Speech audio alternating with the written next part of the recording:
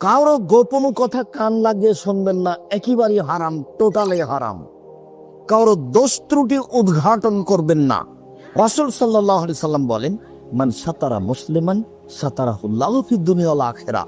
কেউ যদি কারো দোষ ত্রুটিকে ঢেকে রাখে, জেনেছে যে ছেলেটা জেনা করেছে, জেনেছে যে মেয়েটা জেনা করেছে, কাউকে বলেনি, ছেলেটাকে বলেছে এই খুব খারাপ কাজ, সাবধান হও,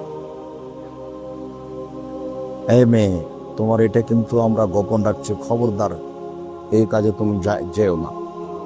এই মানুষের পাপকে যদি মানুষ ঢেকে রাখে, তাহলে আল্লাহ তার পাপকে ইহকালও ঢেকে রাখবেন, পরকালও ঢেকে রাখবেন। এক মিনিট,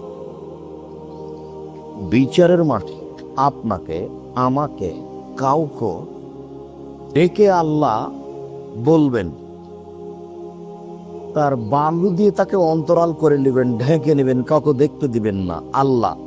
তারপরে তার আমলনামাটা বের করে বলবেন, দেখো তো হাল তার উপর জাম্বা হাজা, তুমি কি পাপকে চিনতে পারো, এ পাপ কার?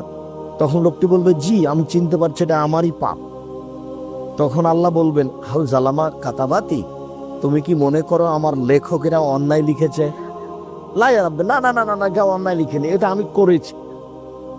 তখন আল্লাহ তাআলা বলবেন, হা হাল আলাইকা ওজরুন, হাল্লাকা ওজরুন, তুমি কি আমাকে কিছু বলতে চাও, তোমার কোনো বলার আছে? তখন লোকটা বলবে, জি না আমার কিছু বলার নেই। তখন আল্লাহ তাআলা বলবেন, শোনো, তুমি দুনিয়াতে মানুষের পাপকে ঢেকে রেখেছিলে, আমি আল্লাহ তোমার পাপকে ঢেকে রাখতে পারি না।